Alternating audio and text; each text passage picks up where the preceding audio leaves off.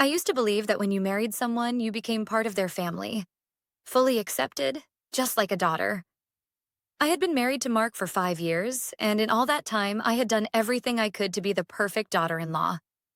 Holidays at their house, helping on their farm, cooking and cleaning when we visited. Whatever was needed, I was there. I thought I was proving myself. I thought I was earning my place. I was wrong. I didn't realize how wrong I was until the morning we arrived at the airport. Bags packed, excitement buzzing in the air, ready for our long-awaited family vacation. The whole family was going.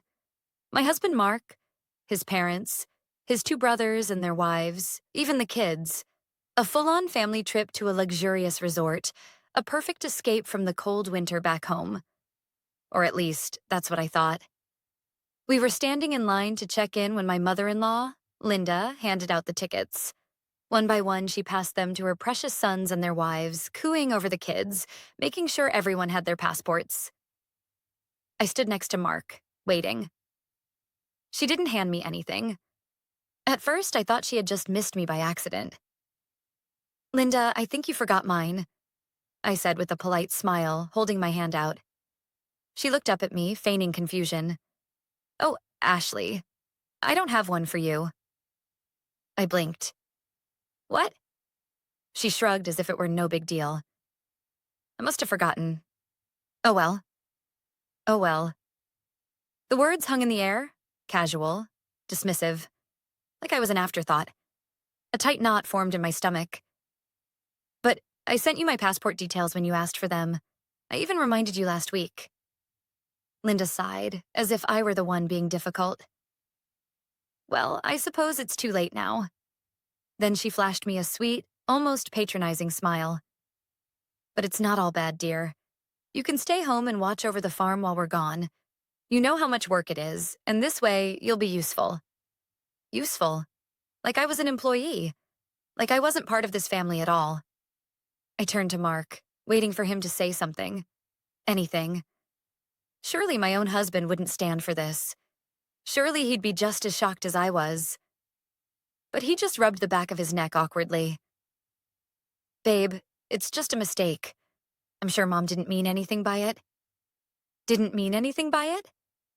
I looked around at the rest of the family. No one spoke up. No one even looked particularly surprised. My sisters-in-law exchanged glances but said nothing. My brothers-in-law shuffled their feet, pretending to be absorbed in their tickets.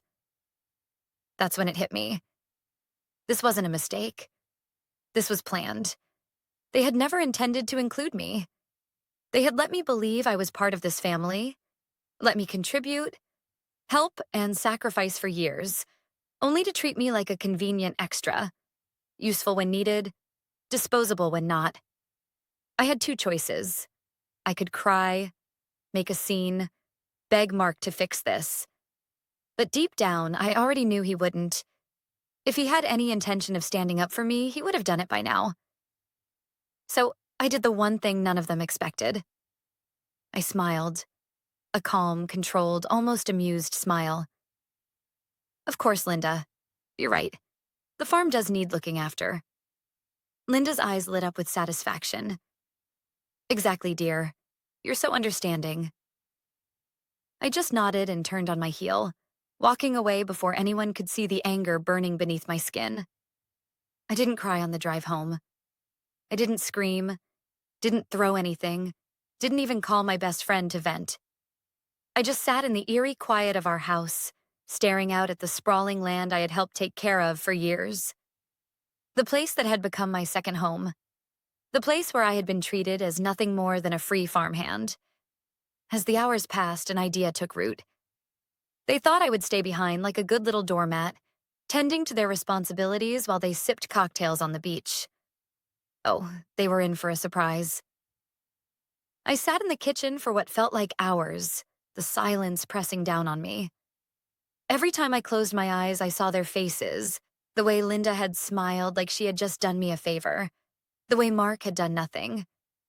They had played me, and I had let them. I wasn't just upset about the vacation. This was bigger than that. This was about years of being overlooked, dismissed, treated like I was less than the others. And my husband, the man who had vowed to love and support me, had stood there and let it happen. I thought about calling him. But what would I say? Beg him to come back? To choose me, just this once? Number, I was done being the woman who waited for scraps of affection and respect. Instead, I took a deep breath and did the one thing Linda would never expect. I got to work. The farm was big, too big for one person to manage alone. Mark's family had run it for generations, but in the last few years, they'd started hiring workers to help with the daily chores. Linda loved to act like she did everything, but in reality, she barely lifted a finger anymore. And now she expected me to take care of it while they sunned themselves in paradise. I smirked as I scrolled through my phone, pulling up the number of the farm's workers. It took a few calls, but soon enough I had the answer I was hoping for. They hadn't been paid. Apparently, Linda had been late on wages for months, always promising the money was coming but never delivering. Some of them had already walked away. The rest were hanging on out of loyalty or desperation. But I wasn't Linda. I called them back and told them to take the week off. All of them. Are you sure? One of them asked hesitantly. Won't Mrs. Preston be mad? Oh, she'll be furious, I said sweetly. But don't worry, I'll handle it. I could almost hear the relief in their voices as they thanked me. And just like that, the farm was empty. The next step was easier than I expected. Linda had assumed I would stay and manage everything, that I would break my back taking care of her responsibilities, like the good little daughter-in-law I had always been. But I wasn't going to be here when they got back. I packed a suitcase, taking my time, making sure I had everything I needed. When I reached the closet, my eyes landed on Mark's side. His neatly folded shirts, the expensive watch I had bought him for our anniversary, the cologne I had once loved. My fingers hovered over his wedding ring, the one he never wore. I picked it up, turning it over in my palm. 5 years of marriage. 5 years of bending over backward for a man who had never truly chosen me. I didn't cry. I didn't even feel sad. I just dropped the ring onto the dresser and zipped up my bag. I had one last stop to make before I walked away from it all. I sat down at the kitchen table, pen in hand. I could have left a simple note. I'm done. That would have been enough. But Linda and Mark had stolen so much from me over the years. My time, my energy, my self-worth.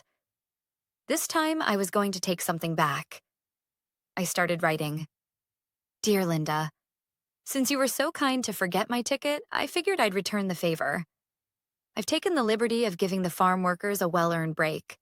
The barn still needs cleaning, the animals need feeding, and the repairs you've been ignoring for months, well, they're all yours now. I trust you'll handle it beautifully. After all, you always say how much you love the farm. Oh, and don't worry about me. I've made other plans, ones that don't involve being used as unpaid labor while my husband watches in silence. Enjoy your vacation. You're going to need the rest. Best, Ashley. I folded the letter and placed it right on the kitchen counter, front and center. Then, all I did was making sure the animals had enough food for the week. Without looking back, I grabbed my suitcase and walked out the door. For the first time in years, I wasn't where they expected me to be. As I sat in the window seat of my hotel room, a place Linda had no idea existed, I imagined their arrival. The suitcases rolling into the house. The exhaustion of travel still clinging to them. The smiles that would fade the second they realized something was off. The farm would be quiet. Too quiet. No workers. No one up at dawn to feed the animals, clean the stables, or tend to the land. And no me. I pictured Linda's face as she walked into the house, expecting to see me at the stove, preparing a meal for their grand return. Instead, she'd find my letter. The thought almost made me laugh. They wanted me to be their unpaid farmhand while they vacationed on my dime? They wanted to push me aside like I didn't matter? Fine. Let's see how well they function without me. I hadn't turned my phone on in days, but curiosity got the better of me. When I finally powered it up, my screen exploded with notifications, calls, texts, voicemails, no workers, no one up at dawn to feed the animals, clean the stables, or tend to the land. And no me. I pictured Linda's face as she walked into the house, expecting to see me at the stove, preparing a meal for their grand return. Instead, she'd find my letter. The thought almost made me laugh. They wanted me to be their unpaid farmhand while they vacationed on my dime? They wanted to push me aside like I didn't matter? Fine. Let's see how well they function without me. I hadn't turned my phone on in days, but curiosity got the better of me. When I finally powered it up, my screen exploded with notifications, calls, texts, voicemails. At first, the messages were exactly what I expected. Mark. Hey, babe. I just got home. Where are you? I scrolled further. The confusion didn't last long. Soon, it turned to something else entirely. Linda. Ashley, where are you? The farm is a disaster. Nothing has been done for a week.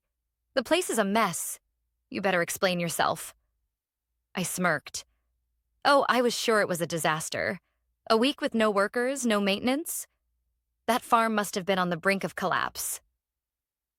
I kept scrolling. Mark. Babe, you really should have told me you weren't staying at the farm.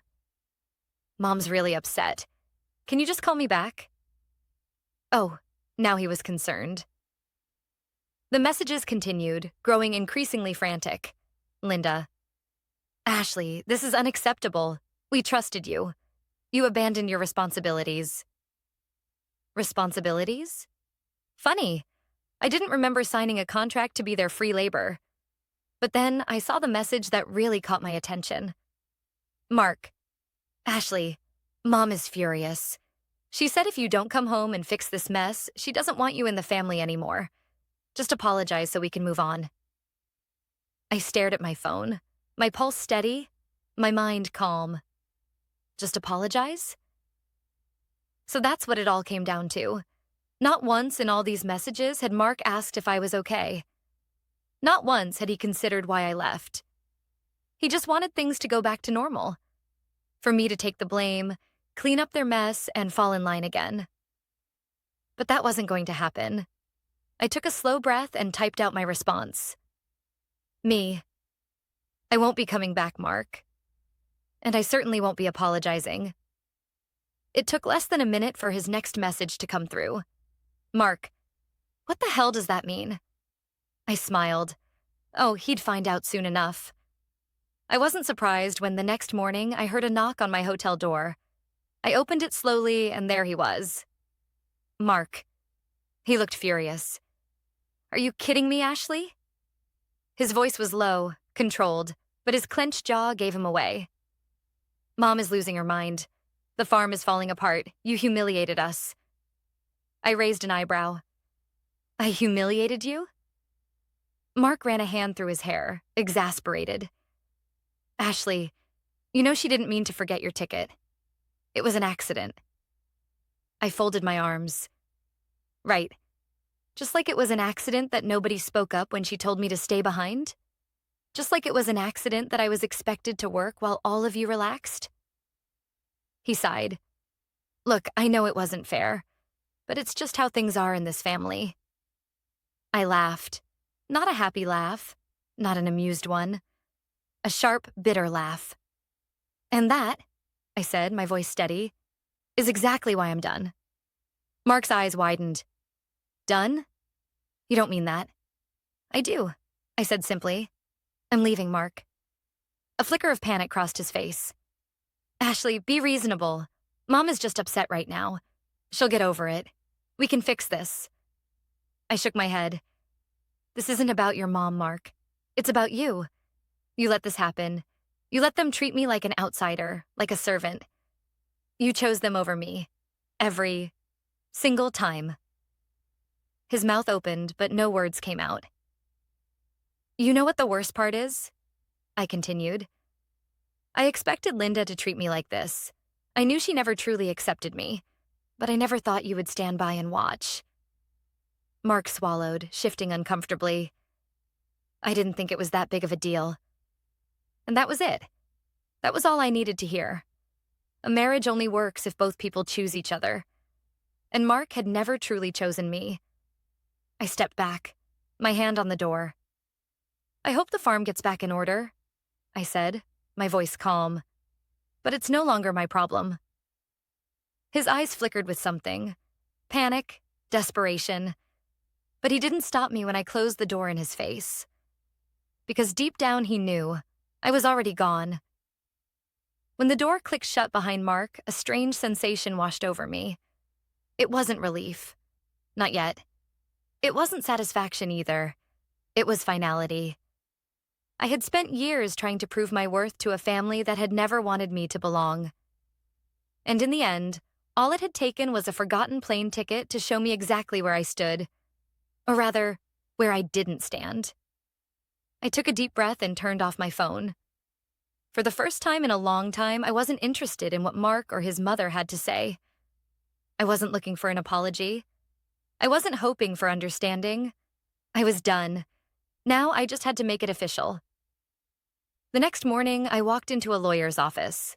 The woman sitting across from me had sharp eyes and a no-nonsense demeanor. "You want to file for divorce?" she asked, flipping open a notebook. "Yes." The word felt good. Powerful. She nodded. "Irreconcilable differences?" I let out a small laugh. "You could say that." She tapped her pen against the desk. "Any joint property? Shared accounts?" I shook my head. "The house belongs to his family. The farm does too. I don't want anything from them." Her eyes flicked up. "Are you sure?" "You've contributed to that place. By law, you may have a right to—" "I don't want it," I said firmly. "I don't want a single thing that ties me to them." She studied me for a moment, then nodded. "All right. We can start the paperwork today." For the first time since I walked out of that airport, I felt light. I was finally taking my life back. I hadn't planned on seeing Mark again. But 2 days after filing for divorce, I received a message from my sister-in-law, Anna. "Anna, you deserve better. I'm sorry for how we let them treat you." I stared at the words, surprised. She had been silent at the airport, just like everyone else. But now, when it was all falling apart, she had something to say? Before I could decide whether to respond, another message popped up. "Anna, Mark is a mess. He didn't think you'd actually leave. He wants to see you." I exhaled slowly. Of course, now he cared. Still, against my better judgment, I agreed to meet him. Not because I wanted to fix things, but because I needed to hear what he had to say. We met at a quiet cafe, far from his mother's suffocating presence. He looked awful. Dark circles under his eyes, unshaven, restless. He stirred his coffee without drinking it, his hands twitching. "You really filed for divorce," he said finally. I nodded. "Yes." He exhaled sharply. "Ashley, come on. Isn't this extreme?" I tilted my head. "You tell me, what would you have done if the situation were reversed? If my family had excluded you? If they had forgotten you?" He shifted uncomfortably. "That's not the same."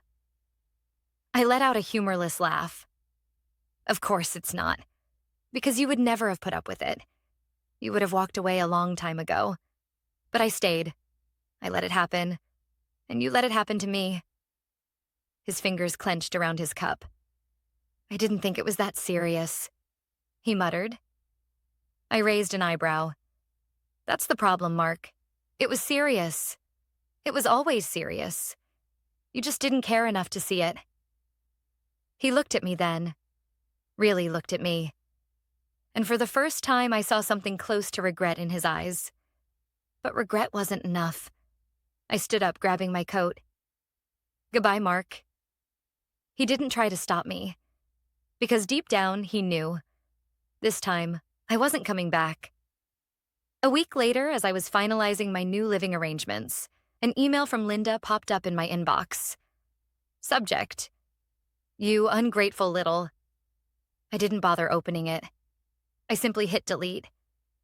Let her be furious. Let her rant. Let her realize that for the first time in her life, she had lost control over someone. I wasn't her pawn anymore, and I never would be again. I expected Linda to be furious. I expected her rage-filled messages, her dramatic phone calls, her passive-aggressive Facebook posts about ungrateful women who don't respect family. But what I didn't expect was the sheer level of desperation that followed. It started with small things. A message from one of Mark's brothers. "Ashley, Mom is really struggling with the farm right now. She thought you'd at least be around to help clean up the mess you left." I had to laugh at that one. A mess I left? Number Linda had spent years assuming I'd always be there to take care of things, to pick up the slack when she let things fall apart. But now, she had to deal with the consequences, and she hated it.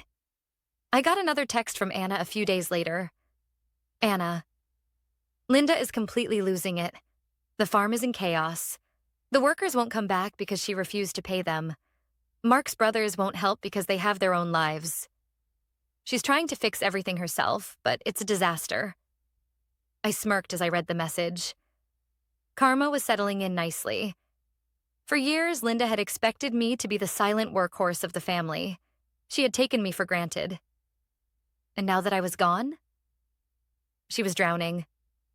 The next evening, I received a call from an unknown number. I ignored it at first. But when it rang again, something told me to pick up. I sighed, pressing the answer button. "Hello?" A familiar voice came through. "Ashley." It was Mark. I leaned back in my chair, already exhausted by the conversation I knew was coming. "What do you want, Mark?" He hesitated. I need to see you. Can we meet?" I almost laughed. "You don't get to ask that anymore. Ash, please." His voice was softer now. "I know things got messy, but can we just talk?" I paused, considering. I didn't owe him anything. Not anymore. But something told me this was important. So, against my better judgment, I agreed. I met him at a small diner on the outskirts of town. Neutral ground. When I walked in, he was already there, looking tired, disheveled, and not at all like the confident man I once married. He looked up, relief flashing across his face. "Hey." I didn't sit. "Make this quick."